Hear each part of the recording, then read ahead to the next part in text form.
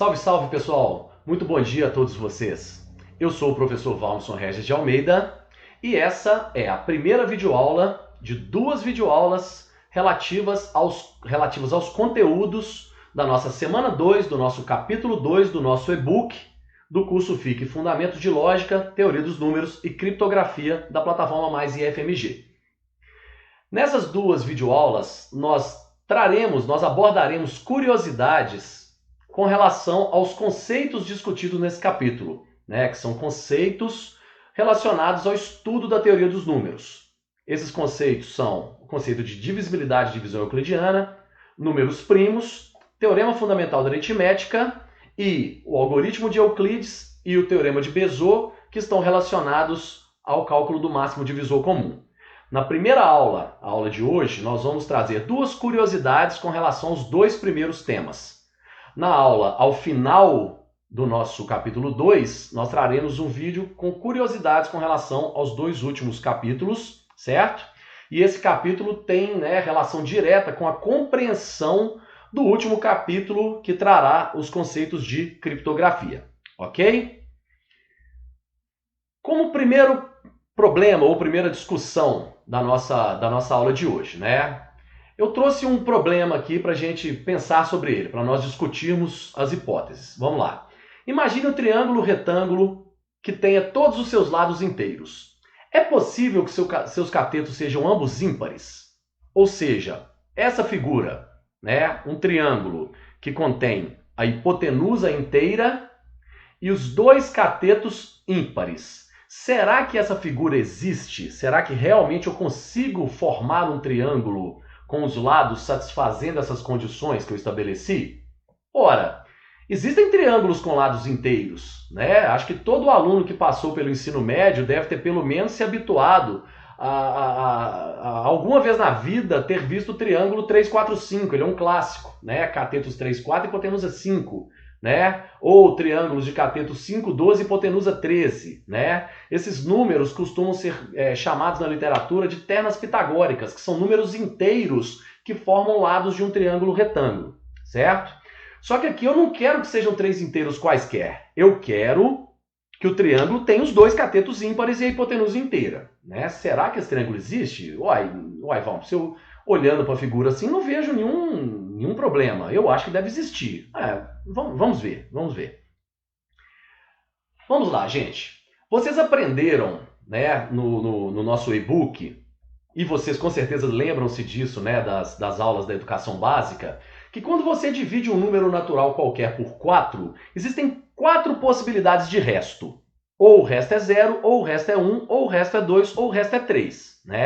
Aqui no nosso slide a gente tem um diagrama, que é aquele diagrama que a gente sempre usa para fazer a divisão de inteiros. O n é o dividendo, o 4 é o divisor, o q é o quociente, o r é o resto da divisão. Esse resto ele é sempre limitado.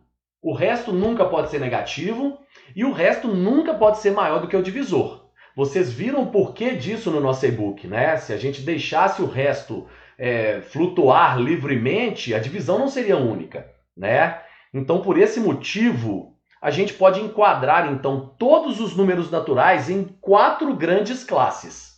Os números que deixam resto 0 na divisão por 4, vulgo múltiplos de 4. Os números que deixam resto 1 na divisão por 4. Os que deixam resto 2 na divisão por 4. Os que deixam resto 3 na divisão por 4. A gente consegue enquadrar todos os números inteiros, no caso aqui naturais, em um desses 4 grandes grupos aqui. Certo? Então, por exemplo, o número 4, ele é desse primeiro grupo. Ele é múltiplo de 4. Ele é da forma 4 vezes um inteiro qualquer. O 5 deixa resto 1.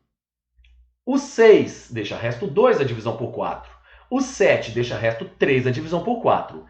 E o 8? O 8 volta a ser um múltiplo de 4. O 9 volta a deixar resto 1. O 10 volta a deixar resto 2, o 11 volta a deixar resto 3, o 12 é múltiplo de 4. Então, se eu pegar todos os números naturais, eles sequencialmente se encaixam em um desses 4 grandes grupos. Ok?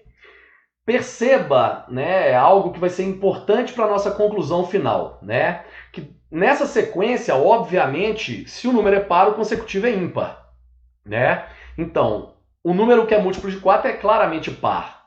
O que deixa resto 1 é ímpar, o que deixa resto 2 volta a ser par, e o que deixa resto 3 novamente é um ímpar, né? E o próximo número da sequência vai ser par, né? Como a gente já sabe, certinho? O que isso tem a ver com um triângulo, Valmos? Não sei. Vamos lá, vamos pensar, né? O que acontece se eu elevar esses números ao quadrado, né? Se eu pegar esses 4 grandes grupos e elevá-los ao quadrado, o que vai acontecer? Vamos ver nessa tabela, ok? Um número que é múltiplo de 4. Se eu elevo ele ao quadrado, de acordo com essa construção minha aqui, ó, ele continua sendo múltiplo de 4. Ele deixa resto zero. É a mesma coisa de ser múltiplo, ok? Se um número é da forma 4k mais 1, né? O que acontece com o quadrado dele? O quadrado dele deixa resto 1 na divisão por 4. Né? Porque ele vai ser da forma 4 vezes alguma coisa mais 1. Né? Se o número for da forma 4k mais 2 e eu elevo esse número ao quadrado, o que acontece? Né? Acompanhando o desenvolvimento aqui das contas, a gente vê que ele é 4 vezes algum inteiro mais nada. Então olha que legal. Se o número deixa resto 2 na divisão por 4, o quadrado dele é múltiplo de 4. E se um número deixa resto 3 na divisão por 4, o quadrado dele, segundo as nossas contas aqui, o desenvolvimento do quadrado, ele passa a ser da forma 4 vezes alguém mais 1. Então, ele dá resto 3 na divisão por 4, mas o quadrado dele deixa resto 1 na divisão por 4. Né? Vamos testar aqui alguns casos para ficar um pouco mais claro. Por exemplo, o número 4, ele é da forma 4k. O quadrado dele é 16, que é múltiplo de 4. Ok. O número 4k mais 1, da forma 4k mais 1, o 5, por exemplo, né? 5 ao quadrado é 25, que é 24 mais 1, ou seja, um múltiplo de 4 mais 1, resto 1. Agora olha que legal, até aí tudo normal. E o número que deixa resto 2 na divisão por 4, como 6, por exemplo? Se você elevar ele ao quadrado, 6 ao quadrado é 36, e 36 é 4 vezes 9. Então, o 6 deixa resto 2 da divisão por 4, mas o quadrado dele não. O quadrado dele é múltiplo de 4. E um número igual ao 7, por exemplo, que é um número que deixa resto 3 da divisão por 4. Se eu elevo ao quadrado, né, 7 ao quadrado, 49. 49 é 48 mais 1. Ou seja, ele é um múltiplo de 4 mais 1, então ele deixa resto 1 na divisão por 4. Então, gente, super interessante, né? Os números naturais, eles podem deixar resto 0, 1, 2 ou 3 na divisão por 4, mas os quadrados perfeitos não. Um quadrado perfeito ou é múltiplo de 4, ou ele deixa resto 1 na divisão por 4. Não existe quadrado perfeito que deixa resto 2, nem resto 3 na divisão por 4. Tá? Outra coisa interessante de se reforçar aqui é que os pares ao quadrado são múltiplos de 4. E os ímpares ao quadrado deixam resto 1. Isso vai ser importante. Vamos lá. Nós sabemos que se o teorema é retângulo, se o triângulo é retângulo, vale para ele o teorema de Pitágoras. Né? Então nós sabemos que o quadrado da hipotenusa é igual à soma dos quadrados dos catetos. Né? Isso está até em algumas músicas por aí. Né? Vamos lá. Considere B e C ímpares, que é o que eu perguntei lá no início. Será que existe um triângulo retângulo de catetos ímpares? Uai, não sei. Vamos supor que exista, certo? Que B e C podem ser ímpares. Pelo slide anterior, o que a gente viu? Que quando um número é ímpar, o quadrado dele tem que deixar resto 1 na divisão por 4. Então o meu número B ao quadrado ele tem que ser um múltiplo de 4 mais 1. E o meu C ao quadrado também tem que ser um múltiplo de 4 mais 1. Aí eu chamei, né, o B ao quadrado aqui de 4R mais 1 e o C ao quadrado de 4S mais 1, né, sendo esse R e S dois números naturais. Substituindo isso no teorema de Pitágoras, o que a gente tem? Que o quadrado de A é o quadrado de B mais o quadrado de C, que fica da forma 4 vezes R mais S mais 2. Como a gente acabou de ver no slide. Não tem nada errado aí não, gente? Tem alguma coisa estranha. Pense no slide anterior, né? Nós vimos no slide anterior que quando você pega um número e eleva ao quadrado, o resto da divisão dele por 4 é 0 quando ele é par e é 1 quando ele é ímpar. Então, A é par ou ímpar? Ah, não é nem par nem ímpar. Por quê? Porque ele está deixando o resto 2 na divisão por 4. Conclusão, isso é um absurdo, né? Como vocês viram lá no capítulo 1 com o professor Frederico Reis. Absurdo. Isso é uma prova por absurdo. Eu supus que existe o triângulo e isso me levou a uma contradição. Qual contradição? Existir um quadrado de um número inteiro que deixa resto 2 na divisão por 4. Então aquele triângulo simplesmente não existe, por mais estranho que isso possa parecer, né? É a teoria dos números resolvendo problemas da própria geometria, né? Interligando 2 áreas do conhecimento matemático. Ok? O segundo tema, né, que nós trabalhamos no nosso e-book foi relacionado ao estudo de números primos. Uma coisa tem que ficar clara para vocês, tá, gente? Os números primos, eles são tão intrigantes, eles têm tanta coisa a se discutir, que se a gente fosse falar sobre primos num livro, o livro deveria ter mais ou menos umas 550 milhões de páginas, e a gente ia ficar uns 50 anos só falando de números primos aqui, para tentar englobar 10% do que se conhece sobre primos hoje. O assunto números primos é um assunto que motiva a matemática moderna, né? Os números primos trazem até hoje problemas em aberto, conjecturas que nunca foram resolvidas, né? Existem problemas de números primos super simples, como a conjectura de Goldbach, que estão aí há 300, 400 anos sem resolução, né? E pensar assim, nossa, mas número primo é uma coisa tão simples, é um número que só possui 2 divisores naturais, ele mesmo e 1. Tem coisa esquisita sobre eles? Tudo sobre primos é esquisito. Inclusive a própria estranheza da distribuição deles na reta, né? Na sequência de naturais. Então, longe de nós dizer que a gente está aqui esgotando o assunto de primos, tá? Então, eu pensei em trazer para vocês muito mais uma curiosidade do que um problema relacionado a primos, porque um problema sobre primos é uma gota d'água no oceano. Eu trouxe para vocês, na verdade, uma curiosidade que é super intrigante, que ela é conflitante com algo que vocês aprenderam no e-book. Vocês viram no e-book que Euclides, em 300 a.C., no século 3 a.C., provou que existem infinitos primos. E eu vou mostrar aqui para vocês um resultado completamente contraditório com essa afirmação de Euclides, que é conhecido na literatura como deserto de primos. Esse teorema diz que existe, para qualquer número natural dado, uma sequência de n números consecutivos compostos. Ou seja, interpretando esse teorema, né? Vamos chamar n de 5. Eu vou provar para vocês que existe uma sequência de 5 números naturais consecutivos compostos, nenhum primo entre eles. Vamos ser mais ousados, vamos chamar n de 100 mil. Beleza? Eu vou te provar que existe uma sequência de 100 mil números naturais consecutivos e nenhum primo entre eles. Vamos explodir de ousadia. Suponha que n é o número de grãos de areia nas praias brasileiras. Quantos grãos de areia tem nas praias brasileiras? Não faço a menor ideia. Mas, a princípio, é um número finito. Você não pode falar que o número de grãos de areia na praia brasileira é infinita, porque senão eu vou te criar contradições com a própria física, né? Então é finito, é um número natural, muito grande. Eu te afirmo que existe uma sequência de números naturais consecutivos tão grande quanto os números de areia que existem nas praias brasileiras e não tem nenhum primo ali. Nenhum primo. Todos eles são compostos. Me parece muito estranho isso. Mas eu vou provar para vocês que é verdade. Vamos lá. Antes de demonstrar esse teorema, eu preciso que vocês relembrem, ou caso quem nunca tenha visto, né, o que é um fatorial de um número natural, tá?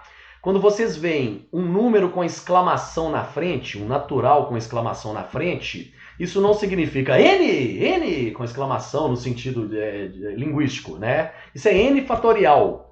O n fatorial é o produto de todos os números inteiros, naturais no caso, menores ou iguais a n, né? Então o que seria, por exemplo, 5 fatorial? Seria 5 vezes 4 vezes 3 vezes 2 vezes 1, né? O vezes 1 aqui pode parecer preciosismo, né? Mas é só para que exista um fatorial, ok?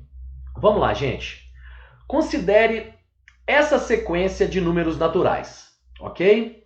n mais 1 fatorial mais 2, n mais 1 fatorial mais 3, n mais 1 fatorial mais 4, n mais 1 fatorial mais 5, 3 pontinhos, n mais 1 fatorial mais n mais 1. Quantos números eu tenho aqui? Eu tenho n números.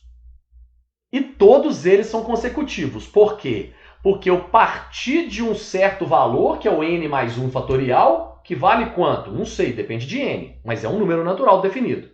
Aí eu somo 2, somo 3, somo 4, somo 5, somo 6. Esses caras são consecutivos. Até somar n mais 1. Né? Então, se eu vou de 2 até n mais 1, eu tenho então o quê? N números. Ok? Eu garanto para vocês que todos esses números dessa sequência são compostos independente de quem for n. E é simples provar isso. É simples. Basta que você enxergue que n-1 fatorial, né, é o produto de todos os números menores ou iguais a n mais 1.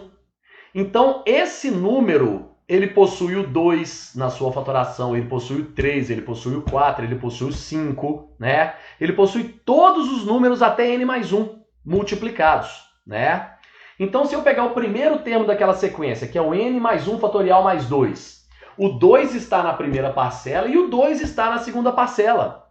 Então, eu posso colocar em evidência. Então, esse número é 2 vezes alguma coisa. Né, resultado da fatoração. Nem importa o que está dentro do parêntese. É 2 vezes alguém. Né? De forma análoga, né, se você pegar o segundo termo da sequência, n mais 1 fatorial mais 3, o n mais 1 fatorial tem o fator 3. Tem o fator 3 no segundo membro, no segundo monômio. Coloque em evidência. Isso é 3 vezes alguém. Né? De forma análoga, o terceiro termo da sequência, eu posso colocar o 4 em evidência. Até o último termo dessa sequência, no qual, né, eu posso colocar n mais 1 em evidência. Ok? O que isso significa, então? Isso significa, na prática, que esta sequência é toda composta de números compostos. Foi mal, repeti a palavra. Ela é integralmente constituída de números compostos, porque o primeiro número é múltiplo de 2, o segundo é múltiplo de 3, o terceiro é múltiplo de 4, o quarto é múltiplo de 5 e o enésimo é múltiplo de n mais 1. Né? Então são n números compostos e todos eles são n números e todos eles são compostos, não tem nenhum primo entre eles. Isso, gente, poderia levar-nos a pensar que os primos acabam. Por quê? Porque os espaços sem primos dos números naturais vão ficando arbitrariamente grandes, tão grandes quanto você quiser. Você consegue achar uma sequência contendo tantos números quanto tem estrelas no universo, não tem nenhum primo ali. Aí, de repente, aparece um primo. De repente, aparece um par de primos gêmeos do nada. Brotam 2 primos ímpares consecutivos. Né? Por que eu sei que isso tem que acontecer? Por causa da demonstração de Euclides. Mas não deixa de ser um paradoxo fantástico, né, a gente acreditar que existem espaços tão grandes quanto quisermos imaginar, sem nenhum primo, e eles não acabam, como a gente viu naquela elegante demonstração de Euclides, considerada por alguns matemáticos como das demonstrações mais elegantes da história. Ok, meus queridos? Pessoal, um grande abraço a todos vocês, né? E segue o jogo, por quê? Porque nosso curso não acabou, tá? Nós ainda temos o final do capítulo 2, temos mais uma videoaula minha para encerrar o capítulo 2, e ainda temos o capítulo 3 de criptografia, né? Que vai ser trabalhado nas videoaulas pelo professor Fábio Mourão, ok? Grande abraço para todos, até a próxima videoaula.